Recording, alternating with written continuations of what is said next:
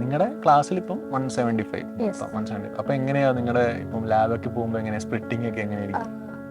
എനിക്ക് 4 ബാച്ച് ഉണ്ട്, A B C D. ഞാൻ ബി ബാച്ചിലാണ്. ഓൾമോസ്റ്റ് ഓരോ ബാച്ച് 44 നമ്മുടെ സ്റ്റുഡൻസ് ആയിട്ട്. ഫ്രണ്ട്സ് ഇപ്പം ഇവരൊക്കെ എവിടെയായിരുന്നു?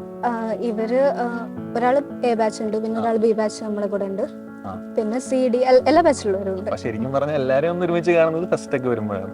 അങ്ങനെ എന്തെങ്കിലുമൊക്കെ ആയിട്ട്. ലെക്ചറിൽ പിന്നെ ഹോസ്റ്റലില് പിന്നെ ലെക്ചർ ഹോളിൽ നമ്മള് ഷഫിളായിട്ട് ഇരിക്കുമ്പോ എല്ലാരായിട്ട് പരിചയപ്പെട്ട് വന്നോ?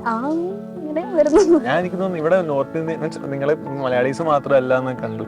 അല്ല, ഓൾമോസ്റ്റ് ഒരു 10 ഒക്കെ ആയിട്ട് നോർത്ത് ഇന്ത്യൻസ് ഉണ്ട്. അപ്പൊ അവരായിട്ടുള്ള ഇന്ററാക്ഷൻ അപ്പൊ മൊത്തത്തിലൊരു അവരെ നമ്മൾ കാണും. അപ്പൊ അവര് ഞാനിങ്ങനെ ചോദിക്കും എന്താണ് കേരളം ചൂസ് ചെയ്യാനുള്ള കാരണം.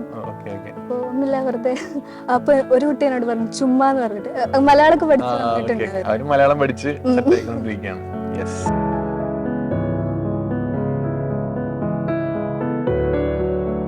ഹായ്, ഞാനിപ്പം ജിൽനയായിട്ട് ഇവിടുത്തെ ബാച്ച് ഓറിയന്റേഷൻ ഇവിടുത്തെ കാര്യങ്ങളൊക്കെ സംസാരിക്കുകയായിരുന്നു. ജിൽന തൃശ്ശൂർ മെഡിക്കൽ കോളേജിലെ ഫസ്റ്റ് ഇയർ 1ാം വർഷം MBBS വിദ്യാർത്ഥിയാണ്. അപ്പം അതിനുവേണ്ടി ഫസ്റ്റ് ഓഫ് ഓൾ കൺഗ്രാജുലേഷൻസ്.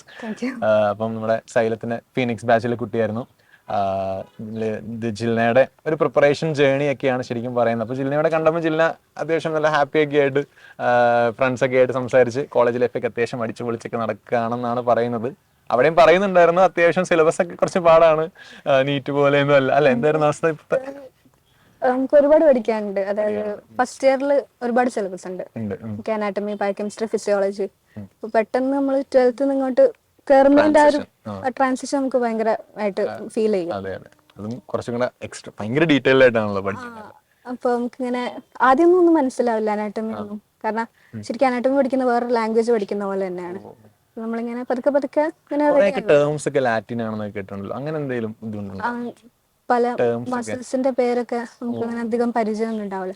ചിലതൊക്കെ നമുക്ക് റിലേറ്റ് ചെയ്ത് പഠിക്കാൻ പറ്റും. ചിലത് നമുക്ക് ചില ടേംസ് ഉണ്ടാവും, മീഡിയലി ലാറ്ററലി എന്നൊക്കെ പറഞ്ഞു. അത് നമുക്ക് ആ ഒരു ഓറിയന്റേഷൻ ഒന്നും കിട്ടില്ല. അപ്പൊ നമുക്ക് അതൊരു ബുദ്ധിമുട്ടാണ്. ഫസ്റ്റ് മന്തൊക്കെ കുറച്ച് ഇതായിട്ട്, പിന്നെ ഇങ്ങനെ ശരിയായി വരും. അതെ. അപ്പം കഴിഞ്ഞ കൊല്ലം ഇതേപോലെ തന്നെ ഇലക്ട്രോസ്റ്റാറ്റിക്സ് ഇക്വേഷൻസും കറണ്ട് ഇക്വേഷൻ ഒക്കെ പറഞ്ഞു വരുന്ന ജില്ല ഇപ്പോൾ മീഡിയലി ലാറ്ററലി എന്നൊക്കെ പറഞ്ഞ് ഓരോരോ കാര്യങ്ങൾ പഠിച്ചു വരികയാണ്. ലൈക്ക് എന്താണ് ഭയങ്കര നിങ്ങൾക്കും ഭയങ്കര ഇൻസ്പയറിംഗ് ആയിട്ടുള്ള ഒരു ജേർണി ആയിരിക്കും. കാരണം നിങ്ങൾ ഇനി അതേപോലെ അടുത്ത വർഷം ഇതേപോലെയൊക്കെ എത്തിച്ചേരാൻ പോവാണ്. നമുക്ക് കൂടുതലായിട്ട് ജില്ലിനെ എങ്ങനെയാണ് പ്രിപ്പയർ ചെയ്തതെന്നും ഇത്രയും നല്ലൊരു ഹൈ സ്കോറിലേക്ക് എത്തി ഇപ്പോൾ ഇവിടെ അഡ്മിഷൻ നേടിയ കാര്യങ്ങളൊക്കെ ഒന്ന് ചോദിച്ചു നോക്കാം. അപ്പോൾ ജില്ലിനയുടെ ഒരു സ്ട്രാറ്റജി അല്ലെങ്കിൽ സ്ട്രാറ്റജി എന്നും അല്ലാണ്ട് ഇപ്പം നീറ്റ് എഴുതിയ സമയത്ത് അതായത് സൈലത്തിലെ പ്രിപ്പറേഷൻസ് എത്രത്തോളം ഹെൽപ്ഫുൾ ആയിട്ടുണ്ട്? ഏത് മോഡ് ഓഫ് ഇതാണ്, എന്താണ്, എങ്ങനെയാണിത് സഹായിച്ചത്? മീൻസ് പ്രിപ്പറേഷൻസ് എങ്ങനെ ഹെൽപ്ഫുൾ ആയിട്ടുണ്ട്? ഞാൻ സൈലത്തിൽ ഓൺലൈനിലും ഉണ്ടായിട്ടുണ്ട്, പിന്നെ ഓഫ്ലൈനായിട്ടും പഠിച്ചിട്ടുണ്ട്. അപ്പോൾ ഓൺലൈനായിട്ട് ഞാൻ വളരെ എൻജോയ് ചെയ്താണ് പഠിച്ചത്. നല്ല നല്ല രീതിയിലാണ് പഠിച്ചത്. അപ്പോൾ ഒരു അധികം സ്ട്രെസ്സൊന്നും കയറ്റാതിരിക്കുന്നതാണ് എൻ്റെ ആരോഗ്യത്തിന് നല്ലതെന്നുള്ളത് കൊണ്ട് ഞാനങ്ങനെ ആ ഒരു രീതിയിലാണ് പോയത്. പിന്നെ അത് ഓഫ്ലൈൻ ആയപ്പോഴും അങ്ങനെ തന്നെയായിരുന്നു. പിന്നെ മെയിനായിട്ട് ഞാൻ ഫോക്കസ് ചെയ്തിട്ടുണ്ടായിരുന്ന എക്സാംസിൽ. എക്സാം എഴുതി ആദ്യം ഒന്നും എക്സാം എഴുതാൻ ഭയങ്കര മടിയായിരുന്നു. കാരണം എക്സാം എഴുതിയിട്ട് കാര്യമില്ല, തിയറി പഠിക്കാം, എന്നാലല്ലേ എക്സാം എഴുതിയിട്ട് കാര്യമുള്ളൂ എന്നായിരുന്നു. പക്ഷെ അങ്ങനെയല്ല, നമ്മൾ എക്സാം എഴുതിയിട്ട് കാര്യമുള്ളൂ എന്ന്. പക്ഷെ നമ്മളൊരു എക്സാം എഴുതാനാണല്ലോ പോകുന്നത്. അപ്പോ അത് എങ്ങനെയൊക്കെ എപ്പോഴാണ് മനസ്സിലായത്? ഇപ്പൊ നമ്മളിപ്പോ റിപ്പീറ്റ് ചെയ്തോണ്ടിരിക്കുകയാണ്. ആദ്യമൊക്കെ എക്സാം എഴുതുമ്പോൾ കൺസെപ്റ്റ് പഠിക്കണമല്ലോ എന്ന് വെച്ചാൽ ആ ഒരു റിയലൈസേഷൻ എപ്പോഴുണ്ടായ? ശരി, അത് എന്ന് പറഞ്ഞാല് ഞാന് ഫസ്റ്റ് എഴുതിയപ്പോ കുറെ സ്കോർ കുറച്ചും കൂടെ എന്താ പറയാ നെഗറ്റീവ് കുറയ്ക്കണം എന്നുള്ള ഒരു ഇത് വന്നിട്ടുണ്ട്. ഫസ്റ്റ് എക്സാം എഴുതിയപ്പോഴാണ് എന്താണ് മനസ്സിലായത്. ചിലപ്പോ എക്സാം എഴുതണം അങ്ങനെ പറഞ്ഞു തരാൻ തുടങ്ങി. എക്സാം എഴുതുമ്പോഴാണ് എന്താണ് ഈ ഒരു ഇത് കൂടുതൽ ക്വസ്റ്റ്യൻസ് കാണുമ്പോഴാണ്. കാരണം നമ്മൾ എക്സാം അങ്ങനെയാണല്ലോ, പഠിക്കുന്നത് തിയറി പഠിക്കുക, അതില് ഡീപ്പായിട്ട് പഠിക്കുക, അങ്ങനെയല്ലല്ലോ. അതിങ്ങനെയാണ്. അപ്പൊ നമ്മള് അങ്ങനെ എക്സാം ചെയ്ത് നമ്മളിപ്പോ എന്ത് ചെയ്യുമ്പോഴും അങ്ങനെയാണ്. എന്താണ് ചെയ്യാൻ പോകുന്ന ആര് ചെയ്ത് അങ്ങനെ ചെയ്യുമ്പോഴാണ് അതിൻ്റെ ഇത്.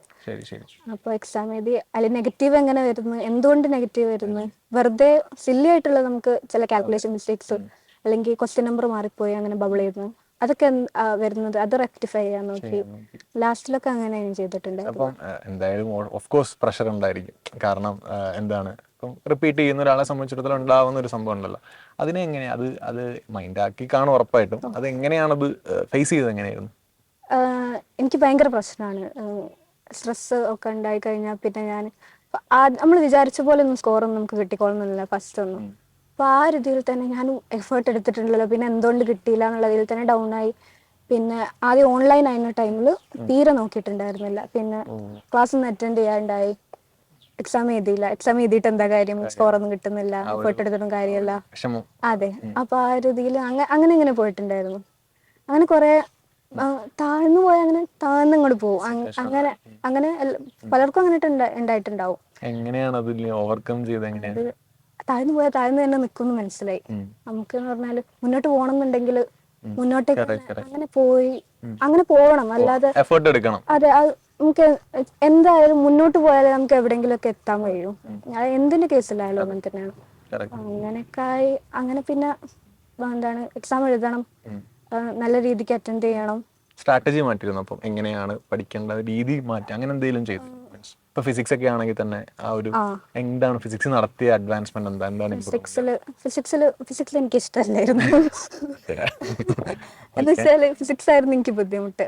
കോൺസെപ്റ്റ്, ഒരു കാര്യം പഠിക്കുമ്പോൾ അതിന്റെ കോൺസെപ്റ്റ് നല്ല ക്ലാരിറ്റിയിൽ പഠിക്കണം, അങ്ങനെയൊക്കെ ആയിരുന്നു ഞാൻ ചിന്തിച്ചിരുന്നത്. അപ്പൊ അങ്ങനെ പഠിക്കാൻ കുറെ ടൈം എടുത്തിട്ടുണ്ടായിരുന്നു.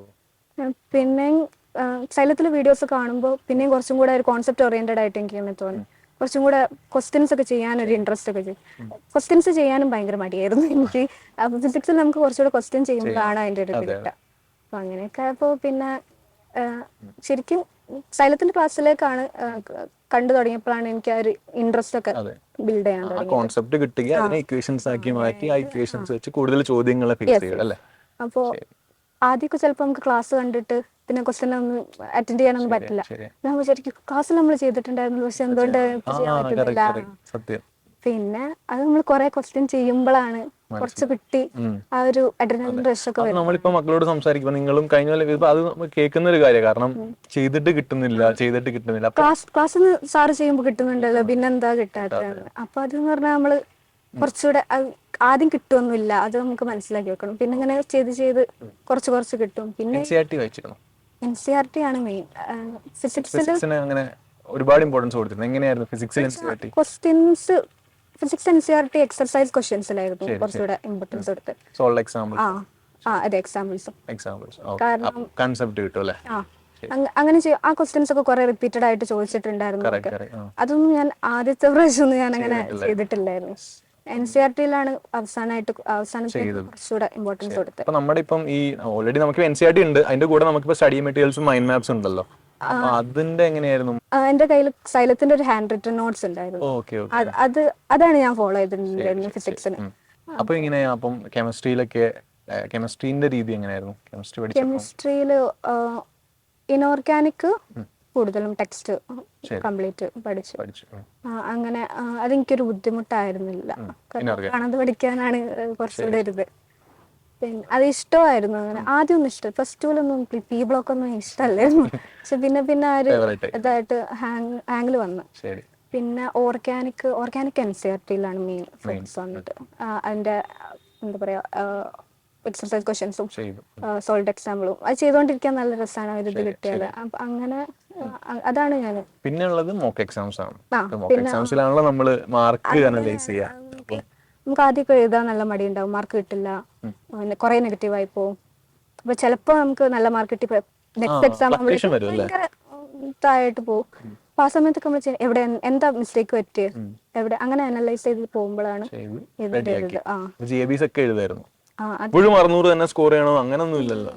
ഞാന് അങ്ങനെ ഒരു 600-ലേക്ക് അങ്ങനെ ഒന്നും വന്നിട്ടുണ്ട്. പക്ഷെ പിന്നെ 550 ബിലോ ഒക്കെ ആയിട്ട് വരും. പിന്നെ ചിലപ്പോ 500 ബിലോ അങ്ങനെയൊക്കെ ആയി പോവും. അപ്പൊ ഇത് പറഞ്ഞാൽ എങ്ങനെയാണ് ഇതിന്റെ ഒരു പാട്ടാണ്, അത് പ്രോസസ്സിന്റെ പാട്ടാണ്. ജില്ല അത്യാവശ്യം നീറ്റ് ജേർണി ഫേസ് ചെയ്ത് വന്ന ഒരാൾ തന്നെയാണ്, എക്സ്പീരിയൻസ് ടോക്സ് എന്ന് പറയുന്ന ഒരാൾ തന്നെയാണ്. അപ്പം ജില്ലക്ക് ഈ ഒരു ഇനിയിപ്പോ 4 മാസത്തോളം അവരുടെ മുമ്പിലുണ്ട്. ഈ ഒരു 4 months അവർ ചെയ്യേണ്ട കാര്യം എന്താണെന്ന് ഷോർട്ടാക്കി പറഞ്ഞു കൊടുക്കും. ഈ ഒരു 4 months ഏകദേശം ഇപ്പോൾ പോർഷൻസ് ഒക്കെ കഴിഞ്ഞിട്ടുണ്ടാവും. അപ്പൊ ചിലപ്പോൾ നമുക്ക് ചിലതൊക്കെ ലാഗായിട്ടൊക്കെ ഉണ്ടാവും, അധികം ഫോക്കസ് ചെയ്യാത്ത പാർട്സ് ഒക്കെ ഉണ്ടാവും. അപ്പൊ അതൊന്നും കൂടെ പഠിക്കാം, അങ്ങനെ ഇനിയും ഡീറ്റെയിൽഡ് ആയിട്ട് പഠിക്കാം, അങ്ങനെയൊന്നും വിചാരിച്ച് സമയം കളയരുത്. ഇപ്പൊ ഒരു റിവിഷൻ പീരീഡ് ആണ്. അപ്പൊ ആ ഒരു റിവിഷൻ ചിലപ്പോൾ സൈലത്തിൻ്റെ സ്ട്രാറ്റജി ഉണ്ടാവും, അത് ഫോളോ ചെയ്യുക. മാക്സിമം മോക്ക് എക്സാംസ് എഴുതാൻ നോക്കുക. മോക്ക് എക്സാംസ് എഴുതി അങ്ങനെ ഒരു പ്രാക്ടീസ് വരുമ്പോഴാണ് നമുക്ക് നമുക്ക് ആ ഒരു റിയൽ എക്സാം ഫേസ് ചെയ്യാൻ പറ്റും. അങ്ങനെ ഒരു അറ്റ്മോസ്ഫിയർ ഉണ്ടാക്കിയെടുക്കുക. എക്സാം എഴുതുമ്പോൾ GIBയിലൊക്കെ നമുക്ക് അങ്ങനെ ഒരു അറ്റ്മോസ്ഫിയർ കിട്ടും.